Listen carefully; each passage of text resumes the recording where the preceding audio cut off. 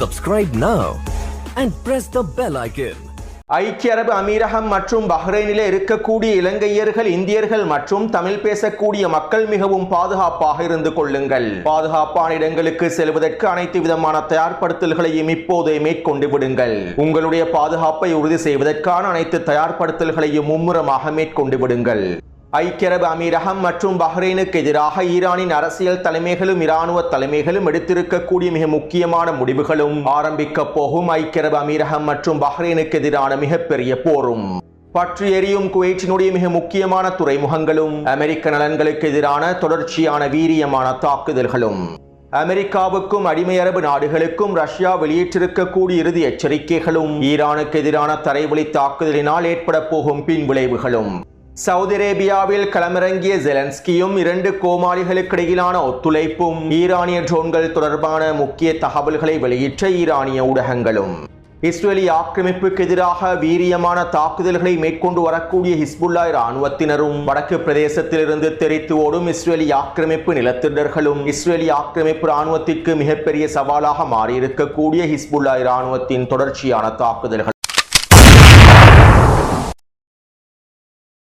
இது ஈரான் அப்டேட்டின் 59வது காணொளியாகும். அடிமை அரபு நாடுகளில் இருக்கக்கூடிய ஹோட்டல்களை, விடுதிகளை இலக்கு வைத்து ஈரான் மேற்கொள்ள போகும் தாக்குதல்கள் தொடர்பாகவும் அமெரிக்காவுக்கு ஈரான் ஏற்படுத்தி இருக்கக்கூடிய மூலோபாய இழப்புகள் தொடர்பாகவும் இன்னும் பல முக்கியமான தகவல்களை உள்ளடக்கி இருக்கக்கூடிய காணொளியை இன்று மதியம் வெளியிட்டிருந்தேன். இந்த காணொளியை பார்வையிடாதவர்கள் கீழே இருக்கக்கூடிய லிங்கினை பயன்படுத்தி குறித்த காணொளியை பார்வையிடுங்கள். நேற்றைய தினம் ஹிஸ்புல்லா இராணுவத்தினர் இஸ்ரேலிய ஆக்கிரமிப்புக்கு எதிராக 96 தாக்குதல் மேற்கொண்டிருந்தார்கள். நேற்றைக்கு முன்தினம் 87 தாக்குதல்களை மேற்கொண்டிருந்தார்கள். மேலும் இந்த சாதனைகளை அவர்களே முறியடித்து நேற்றைய தினம் 96 தாக்குதல்களை மேற்கொண்டுள்ளார்கள். இதிலே தெற்கு லெபனான் பிரதேசத்தில் நிலை கொண்டிருக்கக்கூடிய இஸ்ரேலிய ஆக்கிரமிப்பு ராணுவத்திற்கு எதிராக 48 தரைவழி தாக்குதல்களையும், இஸ்ரேலிய ஆக்கிரமிப்பின் வடக்கு பிரதேசத்தை இலக்கு வைத்து 48 தாக்குதல்களையும் மேற்கொண்டுள்ளார்கள். இதற்கமைவாக இஸ்ரேலிய ஆக்கிரமிப்பின் வடக்கு பிரதேசத்தில் இருக்கக்கூடிய 10 இராணுவ கட்டளை தளங்களை இலக்கு வைத்தும், மிக முக்கியமான 2 ஆயுத களஞ்சிய சாலைகளை இலக்கு வைத்தும் டசன் கணக்கான ட்ரோன் தாக்குதல்களை மேற்கொண்டுள்ளார்கள்.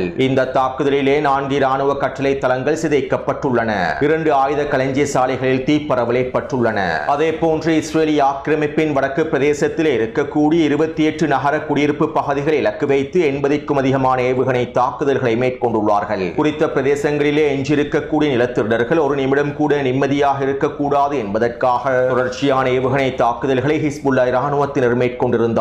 மேலும் இந்த தாக்குதலின் விளைவாக 28 நகர்ப்புற பிரதேசங்களில் 20க்கும் அதிகமான கட்டிடங்கள் இலக்கு வைக்கப்பட்டிருப்பதாகவும், நஹரியா பிரதேசத்தில் மாத்திரம் 3 கட்டிடங்கள் இலக்கு வைக்கப்பட்டு சேதத்திற்குள்ளாக இருப்பதாகவும் தெரிவிக்கப்படுகின்றது.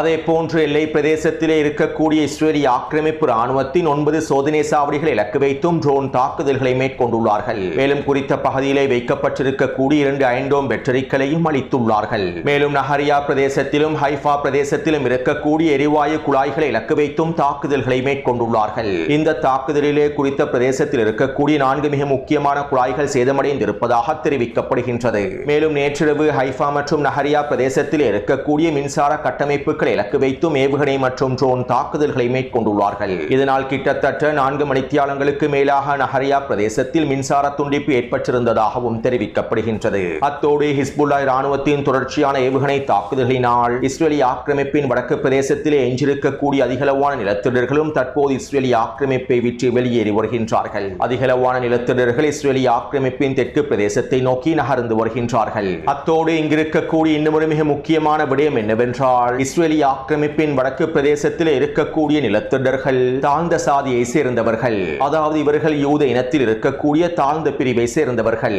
இதனால் நெட்டன்யாகுவின் அரசாங்கம் வடக்கு பிரதேசத்தில் இருக்கக்கூடிய நிலத்திடர்களுக்கு பெரிதாக அக்கறை காட்டுவதில்லை. இதனாலேயே வடக்கு பிரதேசத்தில் இருக்கக்கூடிய அதிகளவான நிலத்திடர்கள் இஸ்ரேலிய ஆக்கிரமிப்பை விட்டு வெளியேறி வருகின்றார்கள். அடுத்து தரைவழி தாக்குதலிலே கியாம், கண்டாரா மற்றும் தைபே பிரதேசங்களில் ஹிஸ்புல்லா இராணுவத்தினர் வீரியமான தரைவழி தாக்குதல்களை மேற்கொண்டு வருகின்றார்கள். 1.5 வருடங்களுக்கு முன்பு நடைபெற்ற தரைவழி தாக்குதல்களின் போது ஹிஸ்புல்லாவின் உயரடுக்கு படைப்பிரிவான ரத்வான் படைப்பிரிவினர் பெரிய அளவில் களமிறக்கப்படவில்லை. மேலும் ஒவ்வொரு பிரதேசங்களிலும் 5 தொடக்கம் 10 வரையிலான ரத்வான் படைப்பிரிவை சேர்ந்த வீரர்களே போராளிகளே களமிறக்கப்பட்டிருந்தார்கள். ஆனால் தற்போதைய போர்க்களத்தில் அவ்வாறல்ல. டசன் கணக்கான ரத்வான் படை வீரர்கள் முழுமையாக களமிறக்கப்பட்டுள்ளார்கள். வருகிறார்கள். கியாம், கண்டாரா மற்றும் தைபே பிரதேசங்களில் மாத்திரம் 100 தொடக்கம் 200 வரையிலான ரத்வான் போராளிகள் களமிறக்கப்பட்டிருப்பதாகவே தெரிவிக்கப்படுகின்றது. இதற்கமைவாகவே இஸ்ரேலிய ஆக்கிரமிப்பு ராணுவத்திற்கு எதிரான வீரியமான தாக்குதல்களும் மேற்கொள்ளப்பட்டு வருகின்றன. மேலும் தரைவழி தாக்குதல்களில் 18 நிமிடங்களுக்கு ஒருமுறை ஹிஸ்புல்லாவின் ரத்வான் படைப்பிரிவினர் டசன் கணக்கான கவசதர் பேவுகணை தாக்குதல்களை மேற்கொள்வதாகவும் இஸ்ரேலிய ஆக்கிரமிப்பு ராணுவத்தின் கவச படையை முழுமையாக சிதைக்கும் நோக்கத்தோடு தொடர்ச்சியான தாக்குதல்கள் மேற்கொள்ளப்பட்டு வருவதாகவும் லெபனானிய ஊடகங்கள் தெரிவித்துள்ளன.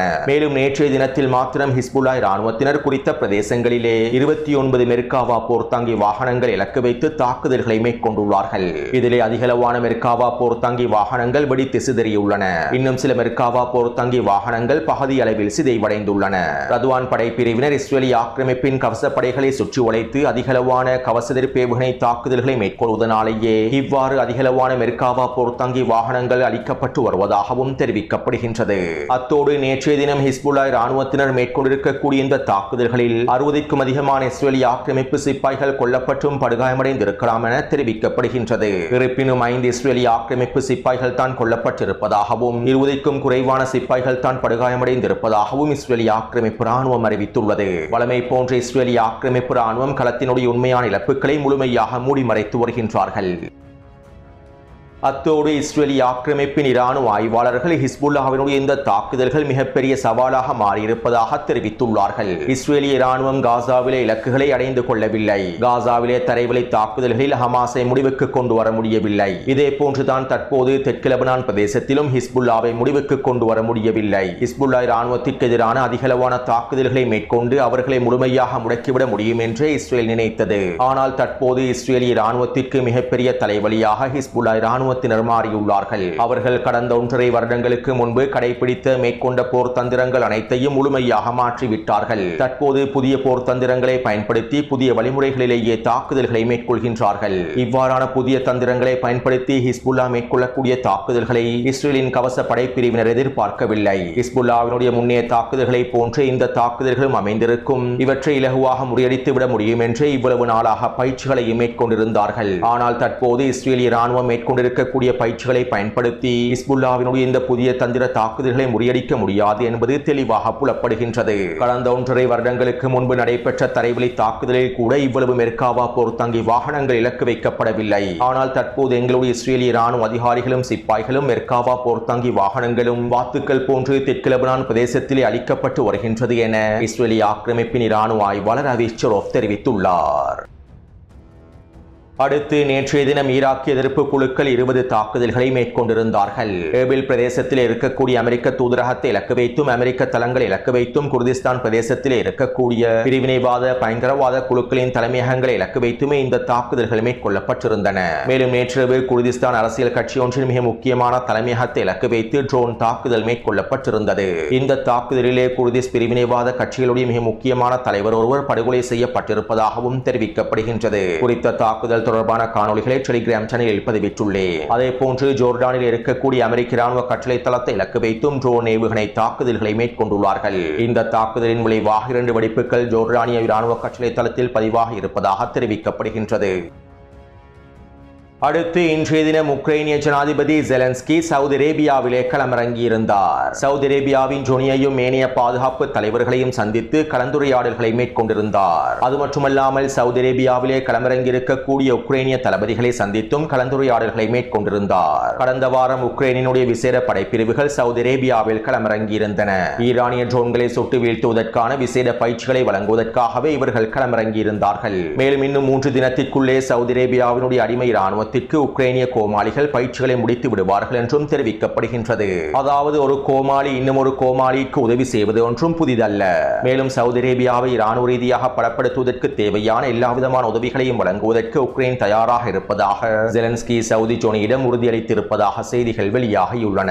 மேலும் இந்த உதவிகளுக்கு ஈடாக சவுதி ஜோனி உக்ரைனுக்கு தேவையான பல மில்லியன் பில்லியன் டாலர்களை வழங்குவார் என்றும் தெரிவிக்கப்படுகின்றது. அத்தோடு சவுதி ஜொனி மற்றும் ஜெலன்ஸ்கிக்கு இடையிலான கலந்துரையாடல்களுக்கு மத்தியில் ஈரானிய ஊடகங்கள் ஈரானிய ட்ரோன்கள் தொடர்பான செய்திகளை வெளியிட்டிருந்தன. நாங்கள் ஒரு நாளைக்கு 400 ட்ரோன்களை உற்பத்தி செய்கின்றோம். கடந்த 27 நாட்களுக்குள் நாங்கள் 3000 ட்ரோன்களை பயன்படுத்தியுள்ளோம். எங்களுடைய 8 நாள் உற்பத்தியையே நாங்கள் பயன்படுத்தியுள்ளோம். மேலும் எங்களிடம் இருக்கக்கூடிய ட்ரோன் கையிருப்பானது எதிரிகள் நினைப்பதை விட பல மடங்கு அதிகமானதாகும். அத்தோடு எங்களுடைய ட்ரோன்களை அவ்வளவு இலகுவாக இடைமறித்து விட முடியாது.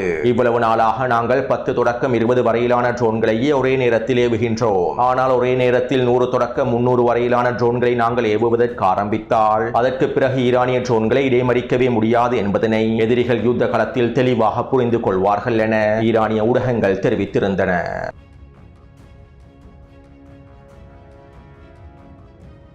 ஹெர்மூஸ் ஜலசந்தி பிரதேசத்தினை முழுமையாக திறப்பதற்கும் ஹெர்மூஸ் ஜலசந்தி பிரதேசத்தின் கட்டுப்பாட்டை ஈரானிடமிருந்து மீட்டெடுப்பதற்கும் ஐக்கிய அரபு அமீரகம் ஒரு கூட்டணியை உருவாக்குவதற்கு அழைப்பு விடுத்துள்ளது. டொனால்ட் டிரம்பினுடைய வழிகாட்டுதலுக்கு அமைவாகவே தற்போது ஐக்கிய அரபு அமீரகம் ஹெர்மூஸ் ஜலசந்தியை பாதுகாப்பதற்கான மீட்டெடுப்பதற்கான கூட்டணியை உருவாக்குவதற்கு ஆரம்பித்துள்ளது. மேலும் இதற்கமைவாக ஐக்கிய அரபு அமீரகம் ஐரோப்பிய நாடுகளுக்கும் அழைப்பு விடுத்துள்ளது. அத்தோடு பஹ்ரைனும் ஐக்கிய அரபு அமீரகமும் ஹெர்மூஸ் ஜலசந்தி பிரதேசத்தினை பாதுகாப்பதற்கான கூட்டணிக்கு அவர்களுடைய ஒட்டுமொத்த கடற்படையையும் களமிறக்குவதாகவும் தெரிவித்துள்ளார்கள். அத்தோடு ஈரானுக்கு எதிரான போரிலே நேரடியாக களமிறங்குவதற்கு சவுதி அரேபியாவும் பஹ்ரைனும் ஐக்கிய அரபு அமீரகமும் இன்னும் ஏனைய சிறிய அடிமைகளும் தயாராகி வருவதாக தகவல்கள் வெளியாகியுள்ளன. அது மட்டுமல்லாமல் சவுதி அரேபியா, ஐக்கிய அரபு அமீரகம் மற்றும் பஹ்ரைனினுடைய வெளியுறவுத்துறை அமைச்சர்கள் அமெரிக்க வெளியுறவுத்துறை அமைச்சர் மார்க்கோ ரூபியோவோடு தொலைபேசியில் கலந்துரையாடல்களை மேற்கொண்டிருப்பதாகவும் மார்க்கோ ரூபியோவினுடைய தலைமையில் ஈரானுக்கு எதிரான போரில் நேரடியாக களமிறங்குவது தொடர்பான சில முடிவுகள் எடுக்கப்பட்டிருப்பதாகவும் இதற்கான வேலை திட்டங்கள் ஆரம்பிக்கப்பட்டிருப்பதாகவும் தகவல்கள் கசிவடைந்துள்ளன. அது மட்டுமல்லாமல் ஹெர்மூஸ் ஜலசந்தி பிரதேசத்தில் இருக்கக்கூடிய மூலோபாய தீவான லராக் தீவையும் ஐக்கிய அரபு அமீரகத்தின் வடக்கு பிரதேசத்தில் இருக்கக்கூடிய ஈரானுக்கு சொந்தமான மிக முக்கியமான மூலோபாய தீவுகளான அபு மூசா தீவையும் கிரேட்டர் டன் தீவையும் கைப்பற்றுவதற்கும் திட்டமிட்டுள்ளார்கள். மேலும் இந்த தீவுகளை கைப்பற்றுவதற்கான முழுமையான ஆதரவை ஐக்கிய அரபு அமீரகம் அமெரிக்காவுக்கு வழங்கியுள்ளது. ஈரானுக்கு எதிரான ஃபைனல் ப்ளோ தாக்குதல் திட்டங்களில் குறித்த தீவுகளை கைப்பற்றுவது உள்ளடக்கப்பட்டுள்ளது. மேலும் இதற்கமைவாக ஐக்கிய அரபு அமீரகம் குறித்த தீவுகளை கைப்பற்றுவதற்கான எல்லாவிதமான உதவிகளையும் அமெரிக்காவுக்கு வழங்கி வருகின்றது. இந்த தீவுகளை எவ்வாறு கைப்பற்ற வேண்டும், எவ்வாறு தாக்குதல்களை மேற்கொள்ள வேண்டும், குறித்த தீவுகளை எவ்வாறு ஈரானிய கட்டுப்பாட்டிலிருந்து மீட்டெடுக்க வேண்டும் என்கின்ற முழுமையான திட்ட வரைபடம் ஒன்றை ஐக்கிய அரபு அமீரகம் அமெரிக்க இராணுவத்திடம் சமர்ப்பித்திருப்பதாகவும் தெரிவிக்கப்படுகின்றது. அதேபோன்று பாரசீக வளைகுடா பிரதேசத்தில் இருக்கக்கூடிய காக் தீவை கைப்பற்றுவதற்கான முழுமையான ஆதரவை பஹ்ரைன் அமெரிக்காவுக்கு வழங்கியிருப்பதாக தெரிவிக்கப்படுகின்றது. மேலும் இதற்கமைவாக காக் தீவை எவ்வாறு சுற்றி வளைத்து தாக்குதல்களை மேற்கொள்ள வேண்டும் என்கின்ற முழுமையான திட்ட வரைபடத்தையும் பஹ்ரைனிலிருந்து குறித்த தீவுக்கு எதிரான தாக்குதல்களை மேற்கொள்வது தொடர்பான வரைபடத்தையும் தாக்குதல் திட்டங்களையும் பஹ்ரைனி அடிமை தலைவர்கள் அமெரிக்க இராணுவத்திடம் சமர்ப்பித்திருப்பதாக தகவல்கள் வெளியாகியுள்ளன. நேற்றைக்கு முன்தினம் ஈரானினுடைய பாராளுமன்ற சபாநாயகர் முகமது கலிபாஃப் அவர்களும் இவை தொடர்பான தகவல்களை வெளியிட்டிருந்தார். ஈரானிய தீவுகளை கைப்பற்றுவதில் பிராந்திய நாடு ஒன்று முக்கியமான ஆதரவை வழங்கி வருவதாக தெரிவித்திருந்தார். இப்படியான நிலைமையிலேயே தற்போது ஈரானினுடைய காக் மற்றும் ஏனைய தீவுகளை கைப்பற்றுவதில் அமெரிக்காவுக்கு தேவையான முழுமையான ஆதரவையும் அனைத்து விதமான உதவிகளையும் ஐக்கிய அரபு அமீரகமும் பஹ்ரைனும் முழுமையாக வழங்கி வருகின்றது என்பது உறுதி செய்யப்பட்டுள்ளன. அது மட்டுமல்லாமல் நேற்றிரவு ஈரானிய அரசியல் தலைமைகளும் இராணுவ தலைமைகளும் மிக முக்கியமான விவாதங்களை மேற்கொண்டுள்ளார்கள். ஈரானுக்கு எதிரான தரைவழி தாக்குதல்களில் பஹ்ரைனும் ஐக்கிய அரபு அமீரகமும் நேரடியாக தொடர்பு படுவது தொடர்பான அனைத்து விதமான ஆவணங்களையும் அவர்கள் ஒருங்கிணைத்துள்ளார்கள். கிடைக்கப்பெற்றிருக்கக்கூடிய உளவு தகவல்களையும் பஹ்ரைன் மற்றும் ஐக்கிய அரபு அமீரகத்தின் செயற்பாடுகளையும் முழுமையாக ஆவணப்படுத்தியுள்ளார்கள். மேலும் இந்த விசேட கலந்துரையாடல்களின் போது பஹ்ரைனுக்கும் ஐக்கிய அரபு அமீரகத்திற்கும் எதிராக சில முக்கியமான முடிவுகளும் எடுக்கப்பட்டுள்ளன. அதாவது இவ்வளவு நாளாக பஹ்ரைன் மற்றும் ஐக்கிய அரபு அமீரகத்தில் இருக்கக்கூடிய அமெரிக்க நலன்களுக்கு எதிராக முதலீடுகளுக்கு எதிராகவே தாக்குதல்கள் மேற்கொள்ளப்பட்டன. ஆனால் ஈரானுக்கு எதிரான அமெரிக்காவினுடைய தரைவழி தாக்குதல்களில் பஹ்ரைனும் ஐக்கிய அரபு அமீரகமும் நேரடியாக தொடர்பு படுவதனால் இதற்கு பதிலடியாக பஹ்ரைன் மற்றும் ஐக்கிய அரபு அமீரகத்தில் இருக்கக்கூடிய அரசு குடும்பங்களுக்கு சொந்தமான சொத்துக்களை இலக்கு வைத்தும் முதலீட்டு நிறுவனங்களை இலக்கு வைத்தும் அரசு குடும்பங்களோடு சம்பந்தப்பட்ட நிர்வாக அலகுகளை இலக்கு வைத்தும் தாக்குதல்களை மேற்கொள்வதற்கு ஈரான் முடிவெடுத்துள்ளது. ஈரானிய தீவுகளை கைப்பற்றுவதற்கான அமெரிக்காவின் தரைவழி தாக்குதல்கள் ஆரம்பிக்கப்பட்டால் ஈரான், பஹ்ரைன் மற்றும் ஐக்கிய அரபு அமீரகத்திற்கு எதிரான போரை அறிவிக்கும். மேலும் இந்த தரைவழி தாக்குதல்களில் பஹ்ரைனும் ஐக்கிய அரபு அமீரகமும் நேரடியாக தொடர்பு படுவதனால் பஹ்ரைனின் அரச குடும்பத்திற்கு எதிராகவும் ஐக்கிய அரபு அமீரகத்தின் அபுதாபி மற்றும் துபாய் அரச குடும்பங்களுக்கு எதிராகவும் அவர்களுடைய சொத்துக்களுக்கு எதிராகவும் பொருளாதாரத்திற்கு எதிராகவும் முதலீடுகளுக்கு எதிராகவும் அவர்களுடைய அரசியல் கட்டமைப்பை சிதைக்கக்கூடிய தாக்குதல்களை மேற்கொள்ளும். பஹ்ரைன் மற்றும் ஐக்கிய அரபு அமீரகத்தின் அரசியல் தலைவர்கள் நினைத்து கூட பார்க்க முடியாத அடியை வழங்குவதற்கு ஈரானிய அரசியல் மற்றும் இராணுவ தலைமைகள் முடிவெடுத்துள்ளார்கள். சுருக்கமாக குறிப்பிடுவதாக இருந்தால் பஹ்ரைன் மற்றும் ஐக்கிய அரபு அமீரகத்திற்கு எதிரான போரை ஈரான் உறுதி செய்துள்ளது. அத்தோடு இந்த நிலைமைகள் தொடர்பாக ரஷ்யாவினுடைய பாதுகாப்பு கவுன்சிலின் துணைத் தலைவர் இவ்வாறு தெரிவித்துள்ளார். ஈரானுக்குள்ளே அமெரிக்கா மேற்கொள்ளும் எந்த ஒரு தரைவழி தாக்குதலும் பிராந்தியத்தில் இருக்கக்கூடிய நாடுகளுக்கும் இந்த மோதலில் சம்பந்தப்பட்டிருக்கக்கூடிய நாடுகளுக்கும் மிகப்பெரிய பின்னடைவையும் பேரிழப்பையும் ஏற்படுத்தும். குறிப்பாக ஈரானுக்கு எதிரான தரைவழி தாக்குதலினால் பிராந்தியத்தில் இருக்கக்கூடிய நாடுகள் மிகப்பெரிய பின்விளைவுகளை சந்திப்பார்கள். இதனால் ஈரானுக்கு எதிரான தரைவழி தாக்குதல்களை மேற்கொள்வதற்கு முயற்சி செய்ய வேண்டாம். தற்போதைய நிலைமைகள் மிகவும் ஆபத்தாகவே காணப்படுகின்றன. ஈரானுக்கு எதிரான தரைவழி தாக்குதல்கள் மத்திய கிழக்கு பிராந்தியத்திலே நீண்ட போரை உருவாக்கிவிடும் என ரஷ்யாவினுடைய பாதுகாப்பு கவுன்சிலின் துணைத் தலைவர் தெரிவித்துள்ளார். அத்தோடு மத்திய கிழக்கு ஊடகவியலாளர் ஹசன் அலிக் அவர்கள் இவ்வாறு தெரிவித்துள்ளார். ஐக்கிய அரபு அமீரகத்தில் இருக்கக்கூடிய என்னுடைய நண்பர்களுக்கு நான் அறிவுரை ஒன்றை வழங்குகின்றேன். ஐக்கிய அரபு அமீரகத்திற்கு எதிராக ஈரானின் படையெடுப்பு ஆரம்பிக்கப்பட்டதும் ஐக்கிய அரபு அமீரகத்திலிருந்து சவுதி அரேபியாவை நோக்கி அல்லது ஓமானை நோக்கி நீங்கள் தப்பியோடி விடுங்கள். இதற்கு மேலும் ஐக்கிய அரபு அமீரகம் உங்களுக்கு பாதுகாப்பான தேசமாக இருக்காது. ஈரானுக்கு எதிரான அமெரிக்காவின் தரைவழி தாக்குதலுக்கு பின்பு ஐக்கிய அரபு அமீரகம் மற்றும் பஹ்ரைனுக்கு எதிரான படையெடுப்பு இந்த பிராந்தியத்தின் மிகப்பெரிய படையெடுப்பு மாறப்போகின்றது. முகமது பின் ஜியாத் கனவிலும் நினைத்து கூட பார்க்க முடியாத அடியை ஈரான் வழங்கப் போகின்றது.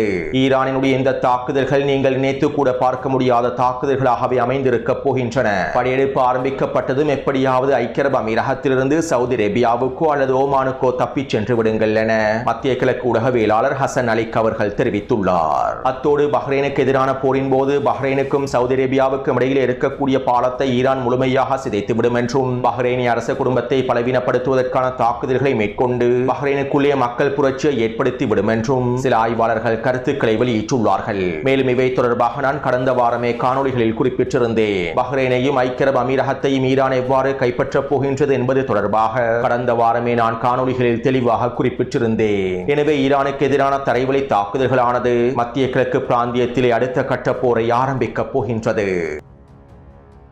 அடுத்து மத்திய கிழக்கு பிராந்தியத்தில் இருக்கக்கூடிய அமெரிக்க நலன்களுக்கு எதிரான தாக்குதல்களை ஈரான் தொடர்ச்சியாக மேற்கொண்டு வருகின்றது.